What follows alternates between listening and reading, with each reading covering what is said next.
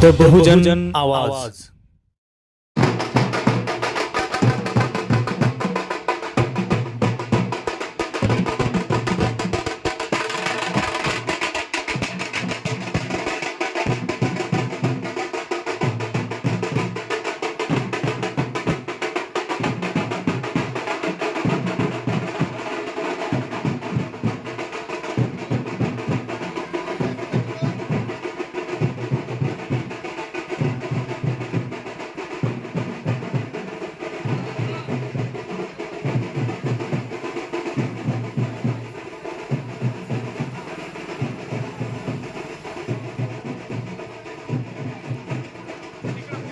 नमस्कार, मी सदानंद खिल्लारे। आपण पाहतात द बहुजन आवाज।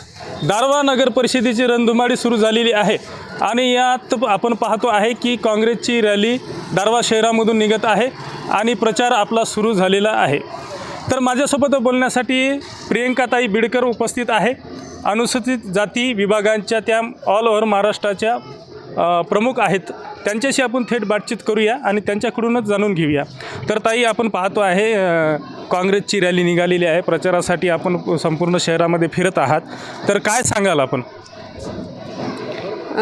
या रॅलीच्या निमित्ताने मी एवढंच सांगेल की मागच्या 9 वर्षापासून स्थानिक स्वराज्य संस्थेच्या कुठल्याही निवडणुका झालेल्या नाहीत आणि ग्राउंड लेवलला जे लोकप्रतिनिधी आहेत ते खूप आवश्यक असतात, कारण ग्राउंड लेवलच्या ज्या काही समस्या आहेत त्या वरच्या लेवलपर्यंत पोहोचून त्या समस्यांचं निराकरण झालं पाहिजे, यासाठी ही निवडणूक असते। आणि ही निवडणूक मागच्या 9 वर्षापासून झालेली नाही आणि ती आता होऊ घातलेली आहे।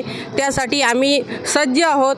आम्ही महाविकास आघाडीतर्फे या ठिकाणी वार्ड नंबर 6मधून आमच्या संध्याताई जयस्वाल आणि आमचे किसन ढेपे हे 2 उमेदवार या ठिकाणी उभे राहिलेले आहेत आणि त्यांना प्रचंड बहुमताने या ठिकाणी निवडून येतील ही मी आशा व्यक्त करते। यासोबतच आपण पाहतो आहे की भाजपचे उमेदवार असो किंवा मग राष्ट्रवादी अजितदादा पवार गटाचे उमेदवार असो किंवा मग सोबतच शिंदे सेना गटाचे उमेदवार जोराने प्रचारात लागलेले आहे आणि सोबतच त्यांचासुद्धा प्रचार सुरू झालेला आहे।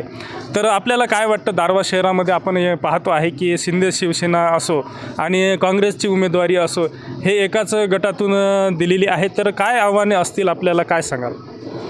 आव्हानाबद्दल तर मी एवढंच सांगेल की या ठिकाणी मागच्या 9 वर्षापासून निवडणूकच झालेली नाही, त्यामुळे जे ग्राउंड लेवलच्या ज्या समस्या आहे, शुद्ध पाण्याचा खूप मोठा प्रश्न दारव्हा शहरामध्ये आपण फेस करत आहेत, त्याचबरोबर नाल्या आणि लाईट व्यवस्था आणि रस्ते तर एवढे भयानक आहेत। तुम्ही तिकडे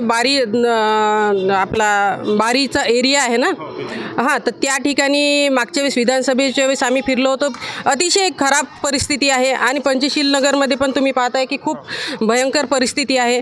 रस्ते हे खूप आवश्यक आहेत, रस्त्यांमुळेच लोकांची प्रगती होते आणि रस्ते करणे खूप आवश्यक आहे आणि त्याचबरोबर पाण्याचा खूप मोठा प्रश्न या ठिकाणी नागरिक फेस करत आहेत।